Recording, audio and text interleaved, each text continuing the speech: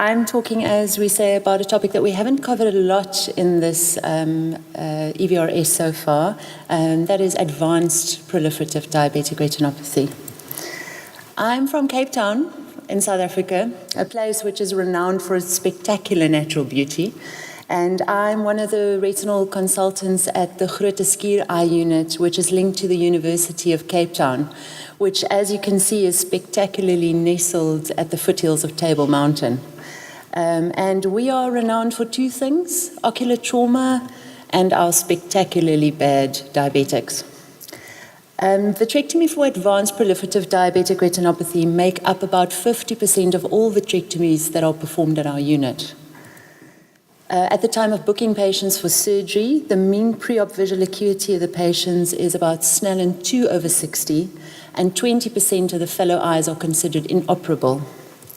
94% of patients require dissection of diabetic membranes at surgery, and 16% of the cases are tractional regmatogenous retinal detachments, i.e. they're bad. So I'd like to give you a very practical approach to what we normally do in these difficult and challenging cases. And what I do want to mention, though, is that obviously a lot of what I say is based on our personal experience of what works well for us in our unit with our population, which may not necessarily be the same in your situation. So this is one of those cases where I think that the preoperative counseling is absolutely imperative. You really want to underpromise and overdeliver if you can. The patients need to understand the natural history of their disease, and that without any intervention, many of them will go no perception of light in both eyes. So I try and explain to the patients that the first aim of the surgery is to stabilize the diabetic retinopathy and to stabilize their current level of visual acuity. And then secondly, obviously, we hope for some improvement.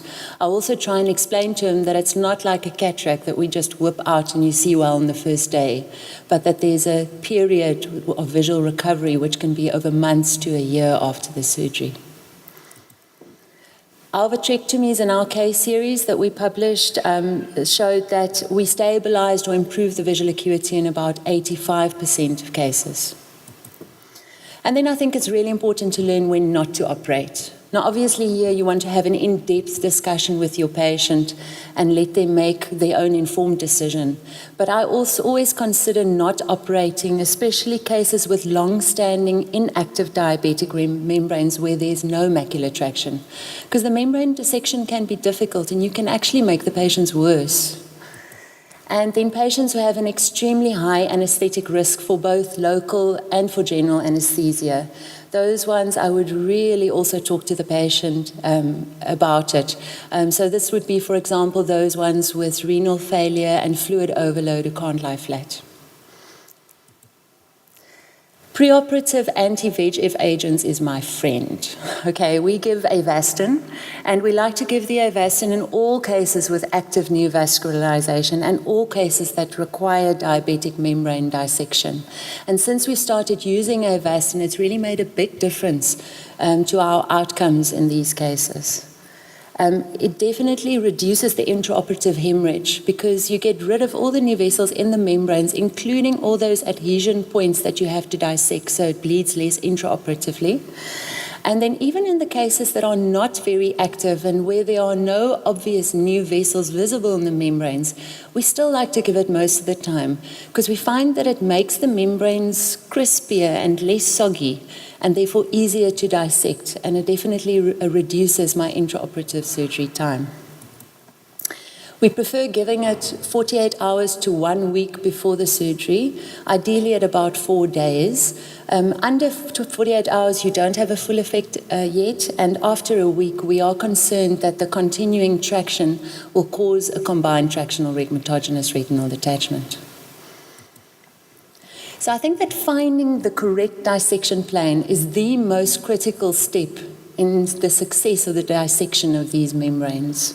Diabetic membranes are pinned onto the retina with adhesion points, which are all those points where the new vessels originally entered the membrane when it formed it.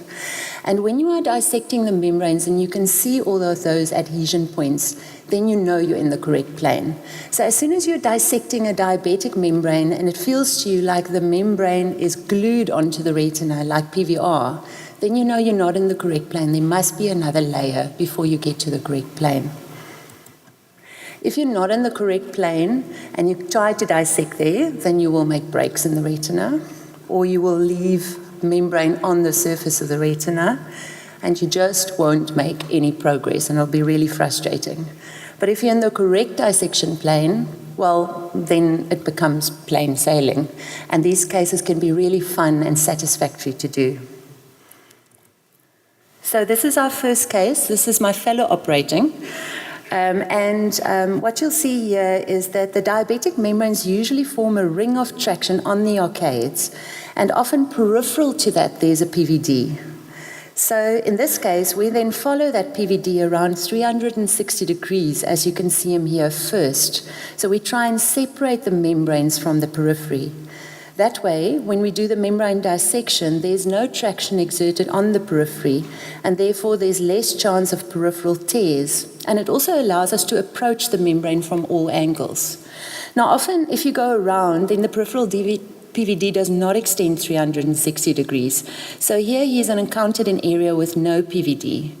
We find, especially on the PRP scars, the vitreous can be quite adherent. So what he's doing now is he's engaging the edge of the PVD with a cutter off and gently stripping it around without pulling too much on the periphery or the membranes, and then turning the cutter on again to cut the stripped vitreous, and then repeating that as he goes around. Now he's gone around 360 degrees, and you can see that he's going to be in the right plane by the way that the edges of the membranes are flapping. Now, obviously, there are multiple dissection techniques, and each case is different. The small gauge vitreous cutter is a great segmentation tool. Here, he is identifying the gaps between the adhesion points of the diabetic membrane, lifting the membrane up there and then cutting through. Once the membrane is segmented into small enough pieces with only a couple of adhesion points, then it's easy to get rid of it and gobble it up, as you'll see him doing there. The problem is that often it can be very difficult to find those spaces between the adhesion points, and the membranes can seem very tightly adherent, and then progress is slow. And this is where we prefer bimanual dissection. So here you'll see as he lifts the membrane up, the adhesion points become visible, and by cutting them, he's now delaminating the membrane instead of segmenting it.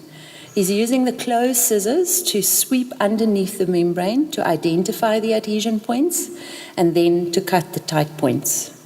And this is the technique that he used throughout the rest of this case to get rid of all of those membranes. Here he's trimming down the last piece of membrane, and oops, it bleeds. So for this situation, we tend to immediately increase the intraocular pressure to 40 millimeters of mercury, which we've set up on the foot pedal so that there's no delay. And generally that stops the bleeding quickly, and then we can return the intraocular pressure to normal within a minute or so. Obviously, if it's bleeding on the edge of a residual diabetic membrane, then we cauterize it.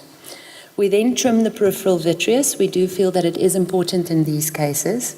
And then we perform PRP laser with an illuminated wear laser all the way to the ora serrata. We also really believe that the peripheral laser between the equator and the ora serrata is important in these very active diabetics, because often that peripheral retina is the most ischemic part, and it's really important to laser there to settle them down after the surgery. More posterior laser, we don't always fill in the PRP all the way to the arcades, because I do feel that many of them can settle down without that, and it's an easy place to fill in PRP in the clinic on a slit lamp afterwards. When we close with a standard technique, but we do like to suture the ports if they are leaky, because if you have post-operative hypotony in these patients, they will have a vitreous hemorrhage post-operatively. Beware the cases with multiple layers. In this example, sorry for the quality of the video, but it does show it nicely. You can see that the edges of the diabetic membranes are lying flat. They're not flapping like the previous case. And this is a warning sign that you're not in the correct dissection plane and that there's another layer. Many diabetics have a vitreoschisis, where it will look like you have a PVD that you can follow around, but in fact there's a whole other layer of vitreous which you must lift first to get into the correct dissection plane. So once he's lifted that layer, you can now see that the membrane edges are now lifting, they're not glued on anymore, and it has adhesion points now. Therefore, he's in the correct plane.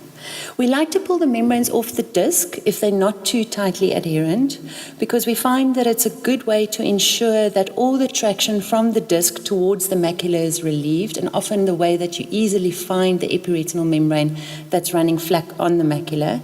And to prevent bleeding when we pull it off, we once again increase the intraocular pressure to 40 millimeters of mercury just before we do so. Now, this is the kind of case where bimanual dissection really comes to its own. The ones where it looked like a cement truck has exploded inside the eye. So seriously though, when there's detached retina due to a combined tractional rhegmatogenous retinal detachment, then the bimanual technique can help to give you that counter traction that you need to get the membranes off. Once again, you'll see that I do sweeping motions with the scissors to break the looser adhesions and to isolate the tight adhesions. And then for the tight adhesions, I use the scissors, lift up the membrane slightly to avoid the retina, and then cut through. This technique does take some time to master. You have to get used to the fact that when you move your left hand, the eye rotates, which means that the instrument in the right hand moves too. But it definitely has increased my efficiency greatly, and it's decreased my iatrogenic breaks in these cases. So working in Africa can sometimes be challenging. So we had a period where we ran out of chandeliers, which is obviously a problem for our bimanual dissections. But the one thing that I do always have working in a teaching institution is an assistant. So was born our assistant-controlled directional chandelier. So what we do is we take the light source that you're using for the case and a male lure connector, which comes standard on the CATARACT trays with our Dork Eva machine, and the green part of the opsite that we would have pasted over the eye anyway to create our sterile field. And what we do is we connect the male lure connector to the light source, and you'll see that what this does is it leaves about 6 millimeters of exposed light pipe, and then the lure connector is functioning like a stopper so that the light source cannot be advanced too deeply into the eye accidentally. And then we fashion a little handle from the green opsite part for an artery clip, and there you have it, an assistant-controlled directional chandelier. And this we put through a port at 12 o'clock, and here it is in action. So what you have now is an assistant that can hold a light source that can't be advanced too deeply into the eye. And you'll see that the assistant's hands can be well out of the way of the surgeon, and the surgeon can now do bimanual dissection. What we found is they actually really like this almost better than the chandeliers that we were using up to that point. It gives a nice bright directional light right in the area where you're working, similar to what you would have if you just held the light source in your left hand. It's voice controlled, so if you want to change the direction of the light, you can just grunt in the general direction of your assistant. It's reversible, so when you finished your bimanual dissection, all you do is you remove the lure connector and the artery clip, and then you can carry on with your light source as usual. And it's free, which we all like. And in fact, all the videos of bimanual dissection you've seen up to now, we've performed with this technique. And we've actually taken it much further now. I really like this chandelier. So what I do is also when I do normal rhegmatogenous retinal detachments, I will do that, and that goes through one of your two active ports. So then you have two hands available to do indentation yourself or your trimming. So I find it very useful. Now, we always try to remove all the diabetic membranes most of the time, but sometimes they're best left alone. For example, in this case, where there's extensive inferior flat peripheral membranes and no breaks. So then what we try and do is, if possible, we try and separate the membrane from the periphery and then trim the vitreous as much as possible over the membrane, and then separate the membrane from the posterior pole so it does not exert any traction on the macula. And now you have a membrane that's become an isolated flat island. The posterior membranes are then removed as per usual, but the rest of that peripheral membrane is left. And this I find often the difficult bit is my fellows always laugh at me when I'm trying to decide should we take it off or should we leave it. But I think especially if it's peripheral membranes, there are no breaks and you can isolate or segment it. Sometimes it really is best to leave them alone. So what do you do when you've removed all the membranes? You haven't made any iatrogenic breaks, but there are large tractional retinal detachments with a large amount of subretinal fluid. So we make iatrogenic breaks in about 22% of our cases, so we're often in this situation. And you then have two options. The first is you can perform a retinotomy, drain the subretinal fluid, and put in a tamponade, which is a bit sad after you've just spent so long trying to not make any breaks in the retina.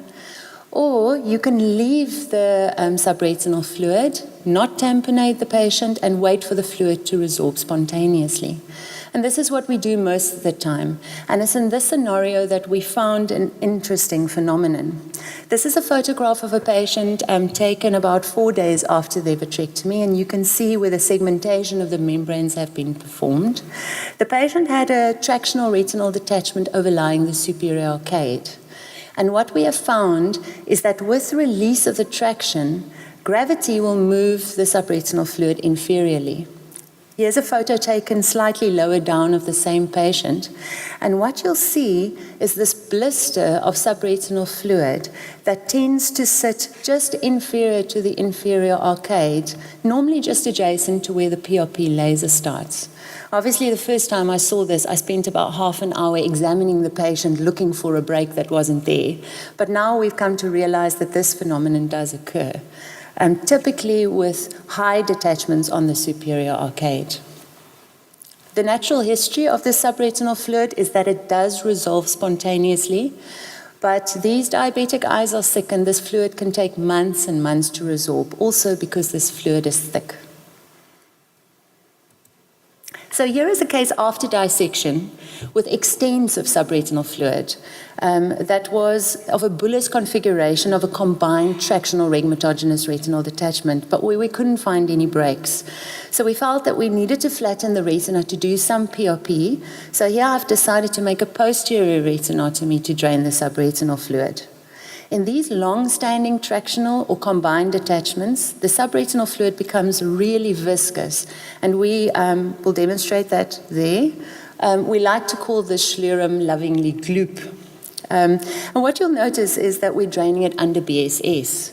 What we have found is if you go to air and do an air fluid exchange, it doesn't push the sclerum posteriorly towards the retinotomy as you would expect, but rather tends to segment it in place. So only the subretinal fluid immediately around the retinotomy drains, and the retina will flatten there, but persistent collections of this very thick fluid will remain elsewhere under the retina. What we found has worked better is to actively aspirate the subretinal fluid under BSS first. So the passive flow needle is connected to the aspiration line of the cutter. We engage the fluid and then maintain low constant aspiration. Without the pressure of the air posteriorly, which wants to segment it, we find that it then comes through the retinotomy much better in one long cohesive string. And then when all of that thick sclerum is drained, we then do our air fluid exchange. And we found that we have much less problems with persistent subretinal fluid this way. Just a few thoughts on tamponading agents, some principles that we tend to use. If there are no retinal breaks, then we don't put in a tamponade. If there are retinal breaks, but you've managed to relieve all the traction on the breaks, then we normally tamponade with SF6 or even just air if it's a small break which is posteriorly located.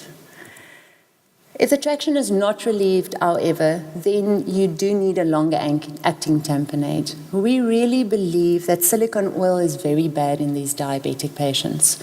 We know that silicone oil concentrates fibrogenic factors on the surface of the retina, and that combined with the blood that is often on the retina in these diabetics mean that they form terrible postoperative epiretinal membranes. Also, diabetic patients have a tendency to have high intraocular pressure post-operatively, and that is exacerbated by emulsifying silicone oil. So if possible, we try and tamponade with other long-acting gases such as C3F8. The problem is if it's the patient's only eye, which we often have, then it will mean that the patient will not be able to navigate and have good vision for several weeks, which is a problem for some patients. And in those situations, we will sometimes use silicone oil.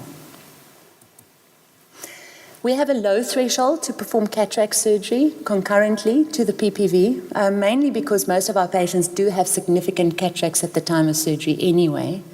But we find that it does provide better maintenance of the view during the long cases. The cataract doesn't develop halfway through. And it provides easier access with indentation to the oros arata for laser and for peripheral trimming. And then in our setting, it definitely is easier for our patients to have both surgeries done at one setting. Potential problems are that it adds time to what can already be a lengthy operation. It may lead to corneal edema.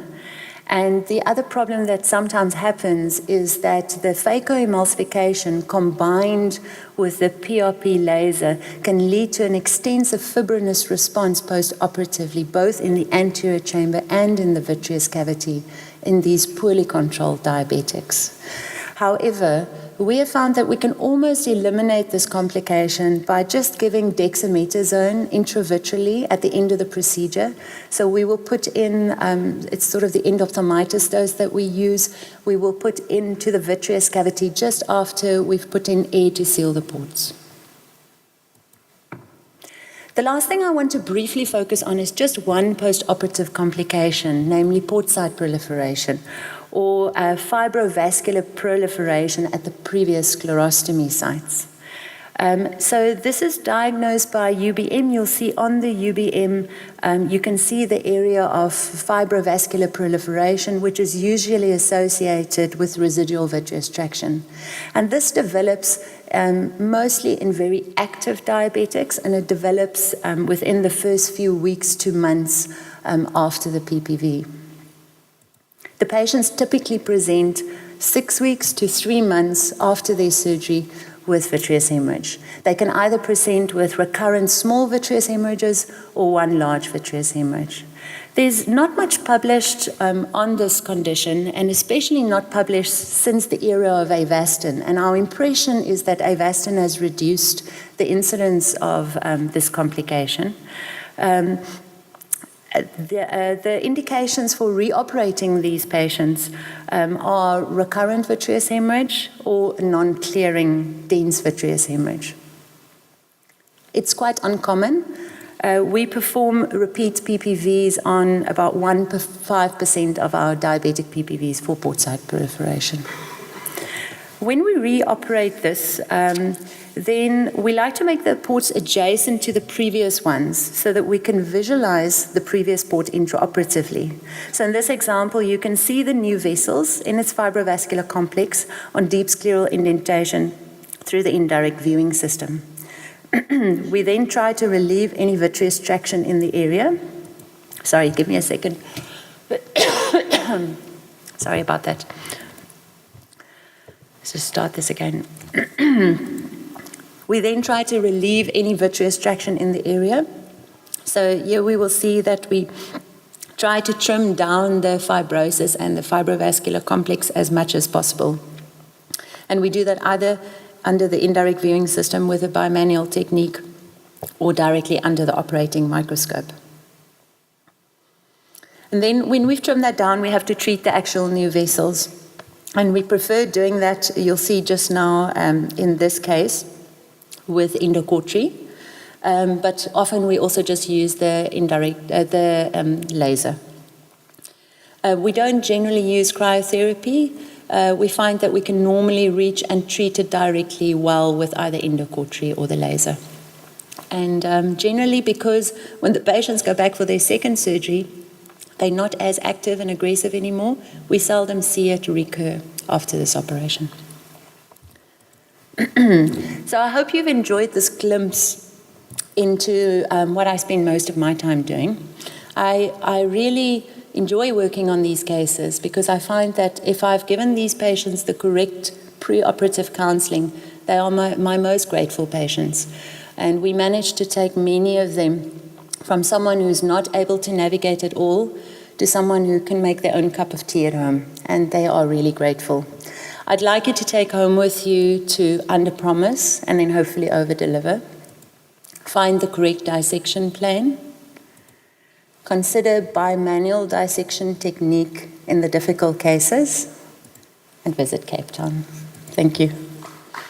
Congratulations for the presentation, it was really great. Thank you. In South America, we have cases like this, and I would like to ask you if you have an idea of how many of these patients develop neovascular glaucoma during the post-op.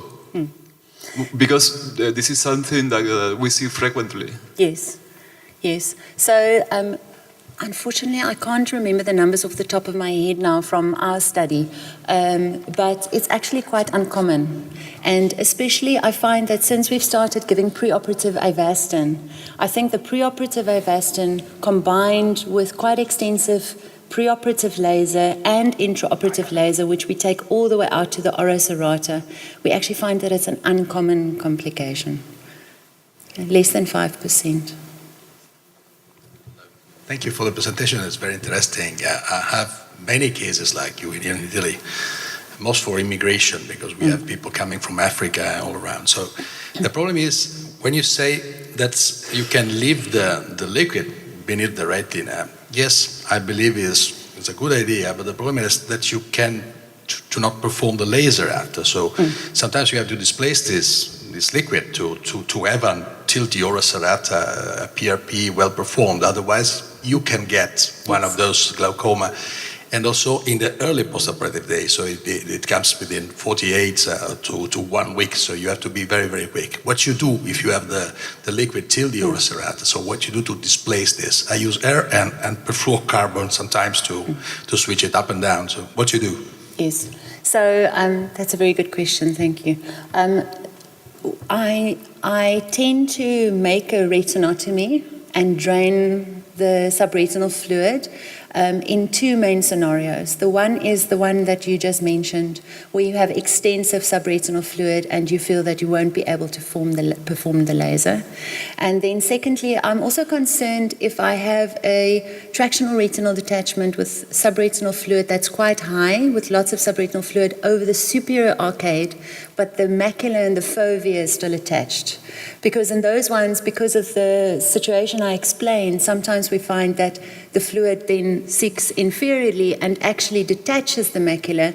And then sometimes in these cases, you have to wait up to a year before that subretinal fluid finally resorbs. So in those cases, I will also tend to make a retinotomy. We don't use Decolon often in these cases, also as a cost-saving measure.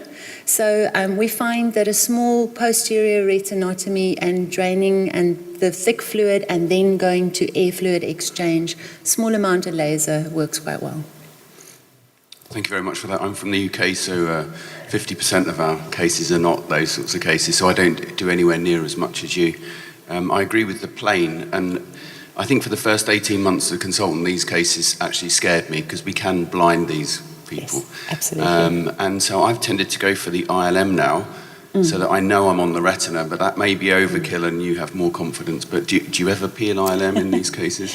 Obviously, at this Congress, I was waiting for that question. It's a contentious issue for me, and it's something that we tend to reevaluate every year when it comes to ILM peeling in these cases. What we find is that the ILM is really fragile and comes off very piecemeal in these advanced cases. And if you combine that with a macula that's often pulled up and very distorted, then we find that often the ILM peeling becomes technically difficult and traumatic onto the macula. And then the other thing that we are concerned about is that the ILM peeling, we know that it may decrease the vascularization in the retina, and I'm not sure what effect that has in these already ischemic maculas. So we don't peel the ILM routinely. I'm quite happy. I like to take the membranes off the disc. I find that if I've taken it off the disc, you're in that correct dissection plane to pass over the macula and very unlikely to leave residual membranes on the macular area.